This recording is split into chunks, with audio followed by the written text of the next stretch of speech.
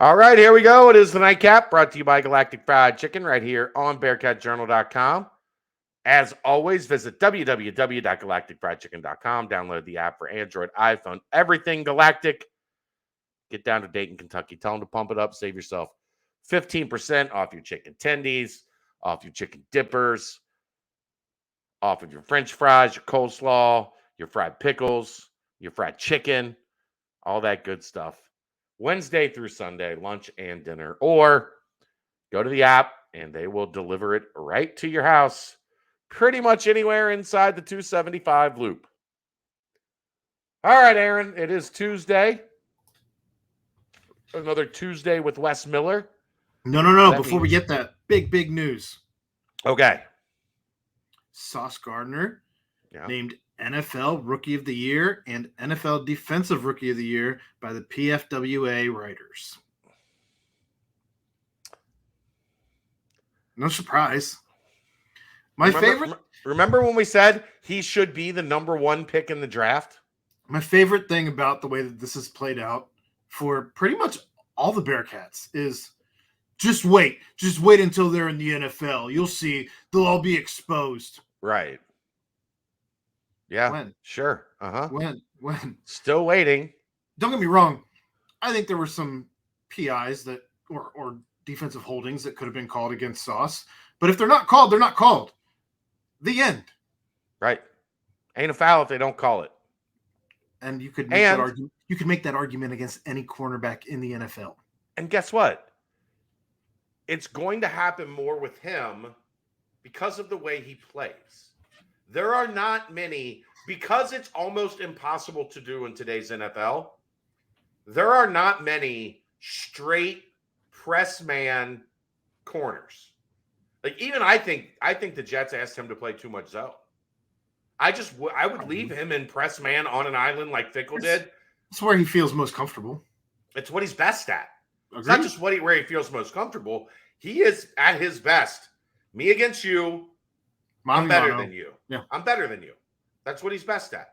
And Marcus Freeman and then, Tressel kind of carried it over, just designed a defense that said, we're going to play a 10-man defense. You're going to be over here. We're not worried about you. And it carried over. It's carried over into the NFL. And guess what? He's going to be the next gigantic star in the NFL that throws out the sea ball everywhere he goes. He's the new he's the new Darrelle Revis. Yeah.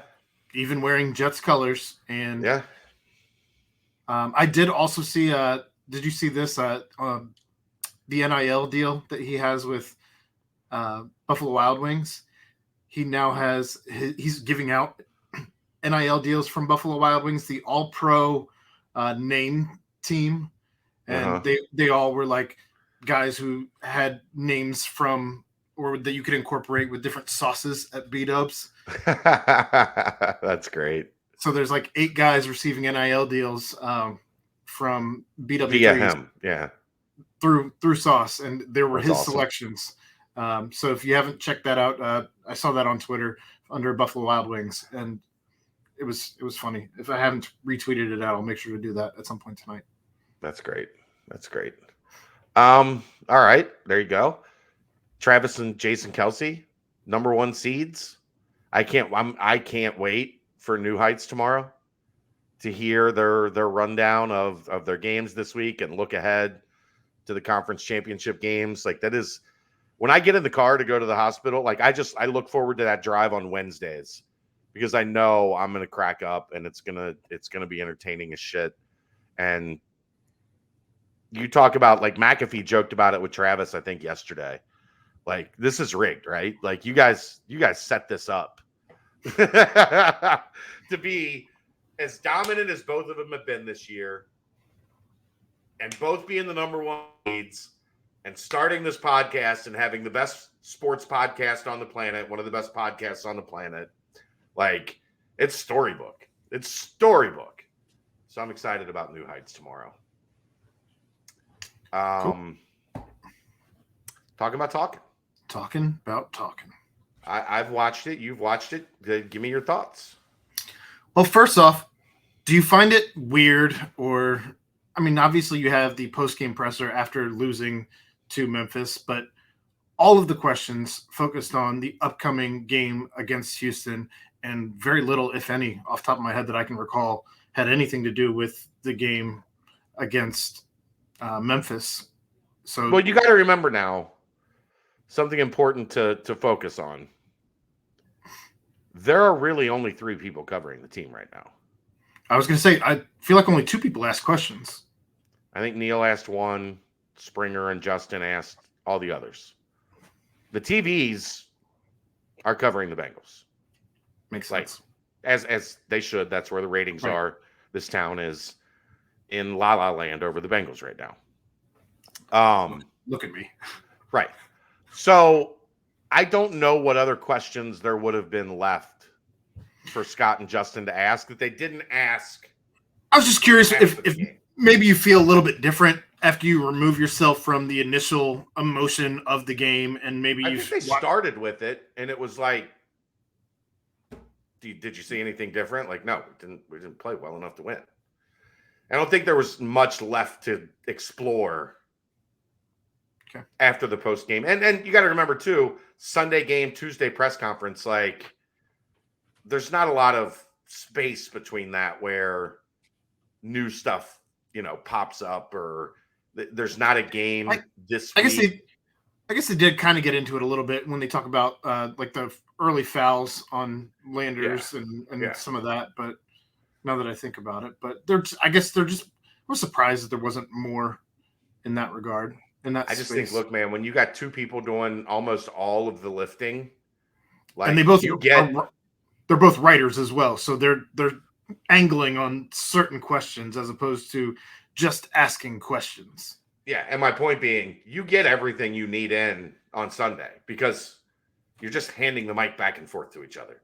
It's basically like an interview. It's not a post-game presser. It's like an interview. Joint interview, yeah. Yeah, it's not there's not 6, 7 people in the room, everybody raising their hand and passing the mic around. Like that's not what it is right now. It's driving. It makes I want to jump out of my skin. I want to be back to work so bad. But I thought Wes was pretty insightful in just the way he talked about I feel like he got into, without being asked specifically about construction of the roster, he got into some of that, especially when talking about minutes allocated to Josh Reed and why they went the way they Reed. Brutally honest about how he felt about Dan Skilling's time on the floor against Memphis. When asked in that regard, my very first point is also about the game on Sunday. So here we are, as I'm just completely discrediting my initial question. But yeah, just and maybe the way that the question was asked was in regards to how he wanted to do minutes moving forward. So in any case, what he talked about with Dan was right. Dan's first segment that he was in was terrible. I agree. And that kind of sets the tone for how much you're on the floor. Like, if they put you in for 4 minutes and they can only play you for 2 of those 4 minutes because you were bad, it's going to impact. Yeah, 2 turnovers, a dunk, didn't run back when he threw the ball away. And he said that was the hardest one to swallow. Yeah, you're going to come over here and sit by me and watch the rest of this one, and we'll go back and discuss on film tomorrow why you didn't get back in the game or were limited when you got back in the game. I also thought it was interesting that he mentioned that he does expect his expectations of both Josh and Dan are that they're to be playing as sophomores before the end of the season. And he expects them to look as if they are playing as sophomores before the end of the season. That's why you play freshmen a lot of minutes, right? Like, sure. That's the future. Right. That's the underlying reason on why you get those guys as many minutes as you do as a freshman, so that by the end of the freshman year, they're not doing the dumb shit that freshmen do. And you had a game where they both did some dumb shit that should be starting to get weaned out of their systems, but clearly isn't all the way there yet. So I like him putting a little putting a little fire under those guys to let them know the way that you played Sunday that's not the standard. Like the standard is much higher than that. I also like the insight that he gave as to how they run practice when preparing for a guy like Jarris Walker. And just because you don't have a guy who physically is as imposing as a guy who's going to be a top 10 draft pick in the Right. NBA draft next season, you can't replicate that. But what you can replicate are the way a guy plays and try and game plan around those types of things that he does on the court while not necessarily replicating his body type. Right. Well, I mean, and is the example he used, like and this isn't necessarily Jarris Walker's game, but like if you're playing a guy that can straight line drive you from 17 feet, then you practice like you're going to have to guard a guy that straight line drives you from 17 feet. Like if you're playing a guy that can, high ball screen you off the bounce and get into the lane and get fouled like Kendrick Davis did, that's what you practice for. They did a bad job on scouting report defense, but that's what he was getting at is like, you don't, when you're running a scout team or you're running like the walk-ons or the GAs against your starters or your second string, whatever, guess what? Those guys aren't NBA lottery pick talents. You can't replicate that, but you can replicate this is what he does. This is where he likes to catch. This is, the movie. This is his go-to move. If they ball screen, he goes right. If they slip the screen, he goes left. Is he right hand or left hand dominant? Stuff like that. You can game plan. And maybe, I don't know, maybe it's because it's not sexy talk from a coach, or maybe it's because I haven't paid attention prior to the last couple of years to pressers like this. But I feel like for a fan, like that's a huge glimpse behind the curtain if you didn't know that that's how they run practices. So I don't know, just I thought it was really cool insight to something that is probably common sense for somebody covering, but not common sense for a fan who doesn't exactly know how they try and prepare for a team like Houston, who's spent a ton of time this season as the number one team in the country. It's a blind spot for me at times because I've watched thousands of hours of college basketball practice. That you're right. Like this, it's common knowledge for me how they game plan because I've seen it so much. Right. But for somebody that's not at practice all the time, or somebody that doesn't have an understanding of, well, how the hell do you game plan to stop a lottery pick when you might not have a guy that plays in the NBA on your roster? You have to be smart about it. A little more thinking, a little less like, hey, why don't we just go get DeMar Johnson to come in and bad example right now, obviously, but you get my point. I also thought it was interesting to see how he handled the question from Justin in regards to looking at metrics and Ken Palm and different things that maybe he doesn't put a whole lot of brain power into at this point in the season, whether you're looking at the bubble or whether you're looking at whatever the case may be, and related it to a real-time example when he was at UNCG and they were in and then they weren't and then they were back in. He's like, you just have to win the games that are in front of you. You can't worry about all the outside noise in regards to, are you in, are you out? Is it over? Is it not over? You just have to keep playing the games in front of you and trying to just stack wins one at a time. Well, and I think his main point there being, and I think this is important for like fans to realize from a coaching perspective or from a team perspective, what he's getting at is like, you could spend every day worrying about it. And for example, you spend a week worrying about Kansas, right? Mm-hmm. And then Kansas goes on a 3-game losing streak, and all those metrics that you worried about, the Q1, the Q2, all that shit. Yeah.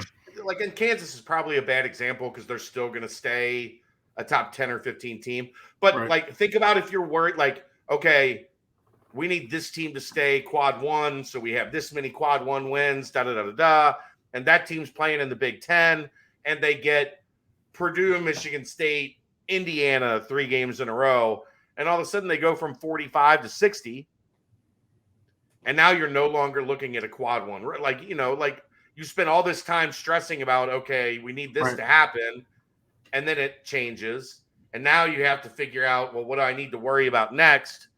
It's great for fans, like when you're in the tournament. And he mentioned as much.